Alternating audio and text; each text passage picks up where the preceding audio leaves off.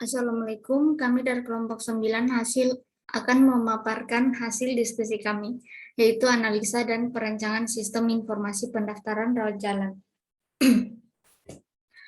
Studi kasus yaitu sistem informasi pendaftaran rawat jalan, bisnis proses pendaftaran rawat jalan, pasien umum, kartu identitas pasien seperti KTP, SIM, dan KK. Jika pasien BPJS, kartu identitas pasien, KTP, SIM, KK, kartu berobat pasien lama, kartu BPJS atau KIS, surat rujukan dari UPT Puskesmas atau PPK 1, sistem mekanisme dan prosedur pendaftaran pasien rawat jalan. Pendaftaran pasien baru dan pasien lama rawat jalan.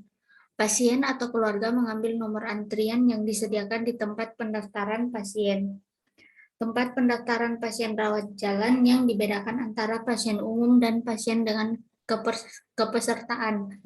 Yang ketiga, pasien atau keluarganya menunggu panggilan oleh petugas tempat pendaftaran pasien rawat jalan di ruang tunggu sesuai dengan nomor antrian yang diambil.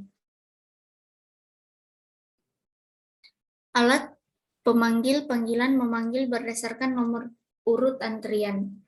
Petugas tempat pendaftaran pasien rawat jalan mengucapkan salam. Petugas pendaftaran pasien rawat jalan melakukan wawancara untuk mengecek ulang data identitas pasien dan untuk mengetahui tujuan serta tujuan pasien berobat ke rumah sakit.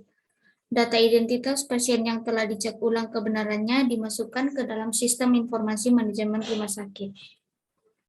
Yang kedelapan, berdasarkan data yang terdapat dalam sistem manajemen rumah sakit, maka petugas tempat pendaftaran pasien rawat jalan membuatkan kartu berobat yang berisi nomor rekam medis, nama, tempat tanggal lahir, dan alamat sebagai identitas pasien berobat di rumah sakit. Penulisan identitas pasien menggunakan huruf kapital atau balok. Pasien BPJS terlebih dahulu diminta persyaratannya berupa kartu keluarga, kartu tanda penduduk, surat rujukan, dan kartu BPJS. Petugas tempat pendaftaran rawat jalan menerbitkan surat elegibilitas peserta bagi pasien BPJS. Yang ke-12, kartu berobat dan surat elegibilitas peserta diserahkan kepada pasien. Petugas pendaftaran pasien rawat jalan menginformasikan poliklinik mana yang akan dituju dan pasien berharap menunggu antrian di tempat duduk yang disediakan di depan poliklinik, serta mengingatkan pasien untuk selalu membawa kartu berobat tersebut jika berobat kembali ke RS. Di sini ada flowchart-nya.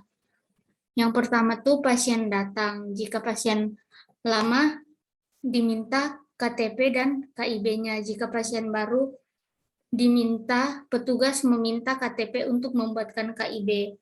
Lalu petugas membuatkan daftar baru untuk pasien baru dan untuk pasien lama petugas membuatkan daftar lama. Setelah itu diserahkan ke dokter, lalu dokter mengisi rekam medis. Lalu setelah itu dokter memeriksa dan RM-nya diisi. Lalu diberikan kepada bagian rekam medis untuk mengecek kelengkapannya, mencatat, dan membuat pelaporan. Setelah itu diberikan kepada petugas apotik. Tahapan identifikasi. Yang pertama itu identifikasi fungsi sistem. Sistem informasi pendaftaran rawat jalan. Sistem informasi yang mengelola pendaftaran pasien rawat jalan. Yang kedua itu identifikasi informasi. Kartu identitas berobat, laporan kunjungan pasien, laporan dokumen rekam medis, laporan pemilik apotik. Lalu yang ketiga itu identifikasi data.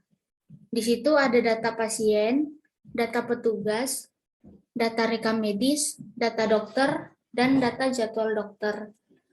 Yang keempat, identifikasi tujuan informasi.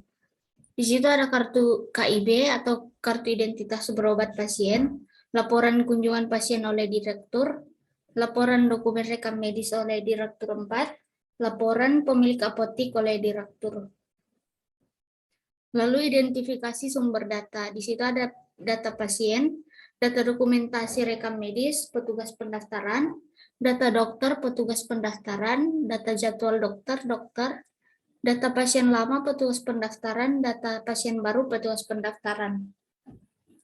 Selanjutnya identifikasi pelaku. Di situ ada pasien, petugas pendaftaran, dokter, dan direktur. Selanjutnya akan dilanjutkan oleh Dewi. Oke, identitas proses. 1. Pendaftaran, yaitu meliputi A. Input data pasien baru dengan KTP dan input data pasien lama dengan KTP atau kartu identitas berobat untuk mencari data pasien. B. Pengecekan data pasien. C. Menyiapkan data pasien. 2. Pemeriksaan pasien. Meliputi A. Dokter mendapatkan rekam medis pasien, kemudian dokter melakukan pemeriksaan terhadap pasien. B. Dokter mengisi rekam medis pasien sesuai hasil pemeriksaan. 3. Rekam medis meliputi A. Pendataan dokumen rekam medis yang masuk. B. Penyimpanan dokumen rekam medis. Analisis kebutuhan fungsional dan non-fungsional.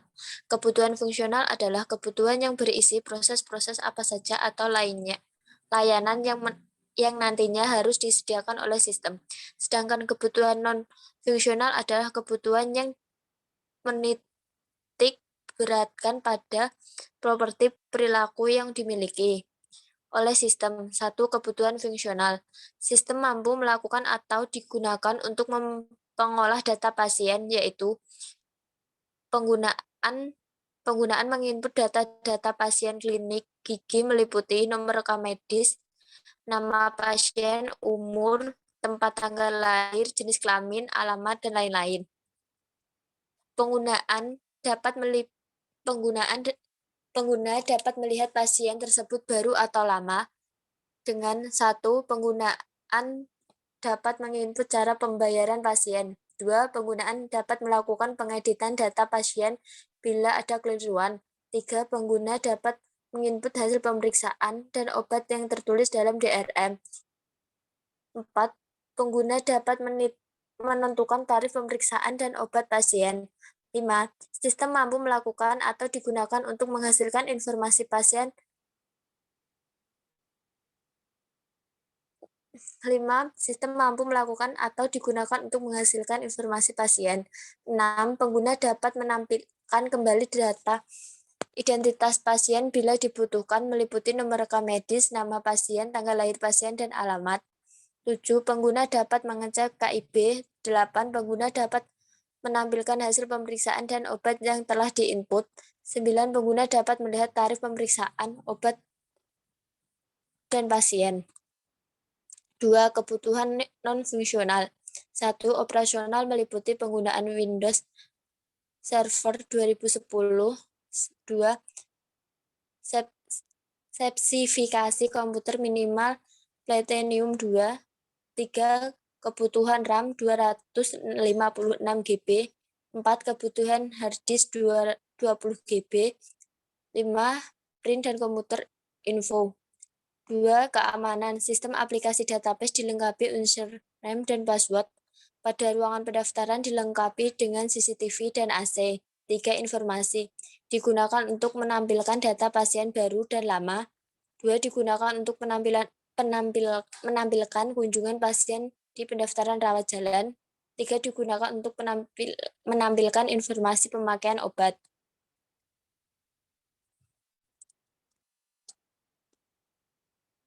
DFD 0 yaitu hanya menggambarkan sistem secara basic saja. DFD 0 hanya menjelaskan aliran data dan input sampai output.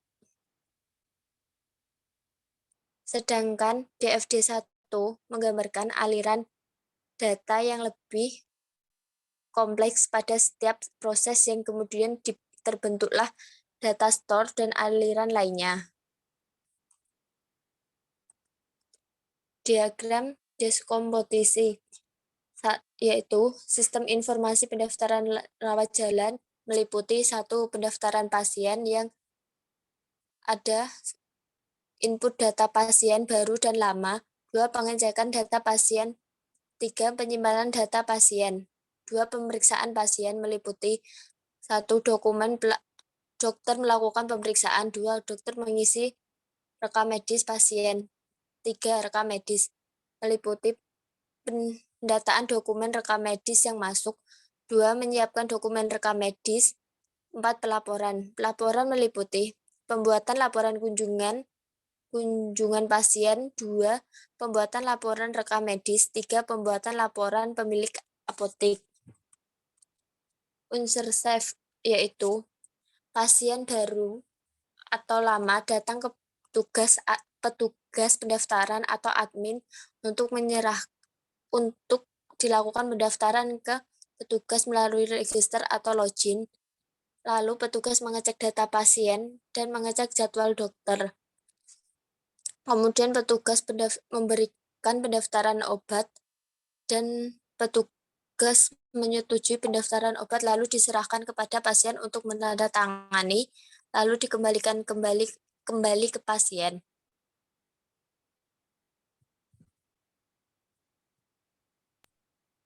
Ini adalah tampilan desain interface dari pendaftaran rawat jalan. Ada nama, kemudian untuk ada tabel pasien, nama file, tipe, lebar. Untuk kode pasien, integer lab 10, nama pasien pacar 30, jenis kelamin pacar 2, tanggal lahir pacar 30, alamat pacar 80, telepon INT 12, status pacar 2, tanggal pendaftaran pacar 30.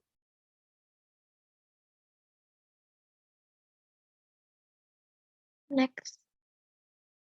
Kemudian untuk tabel petugas, yaitu kode petugas INT lebarnya 8, nama petugas dengan tipe pacar lebarnya 20, email dengan tipe pacar lebar 20, username tipe pacar lebar 15, password tipe pacar lebar 8, untuk bagian tipe pacar lebar 20.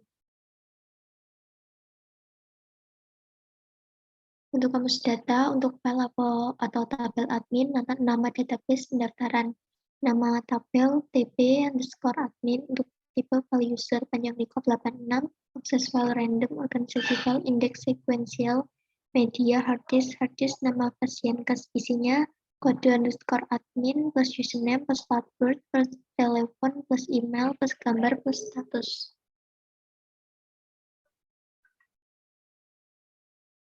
Untuk kamus data petugas, nama database pendaftaran, nama tabel TP_petugas, tipenya file user, panjang record 105, akses file random, organisasi file, indeks sekuensial, media hard disknya nama pasien kes, isinya kode petugas, plus nama petugas, plus email, plus user _name, plus password, plus bagian. Kamus data pendaftaran pasien, nama database pendaftaran, nama tabel TP_pasien, tipe file user, panjang record 123, akses file random, organisasi file, indeks sekuensial, media indeks, indeksnya yaitu nama pasien kes, isinya kode pasien, plus nama pasien, plus tanggal pasien, plus jenis kelamin, plus tanggal akhir, plus alamat, plus telepon, plus status. Untuk kamus data dokter, nama database pendaftaran, nama tabel TP_dokter, tipenya file user, panjang recordnya 151, akses filenya random, organisasi filenya, indeks sekuensial, medianya indeks, indeksnya yaitu nama pasien kes, untuk isinya kode dokter, nama dokter, plus email, plus spesialis, plus user _name, plus alamat, plus gambar. Kemudian untuk kamus data rekam medis, nama database pendaftaran, nama tabel TP_rekam_medik, untuk TP-nya file user, panjang recordnya 130, akses file random, organisasi file, indeks sekuensial, medianya indeks, indeksnya yaitu nama pasien kes, isinya kode _rekam _medis, plus kode _pasien, plus kode _petugas, plus keluhan, plus diagnosa, plus tindakan, plus catatan, plus obat, plus kode _jadwal.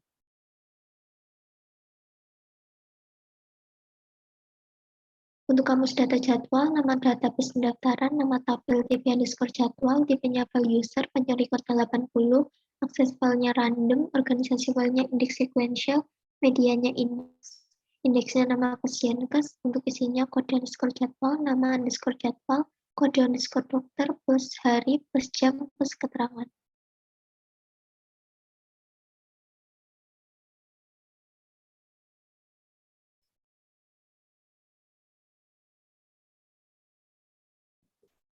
Sekian presentasi dari kami. Jika ada salah kata, mohon dimaafkan.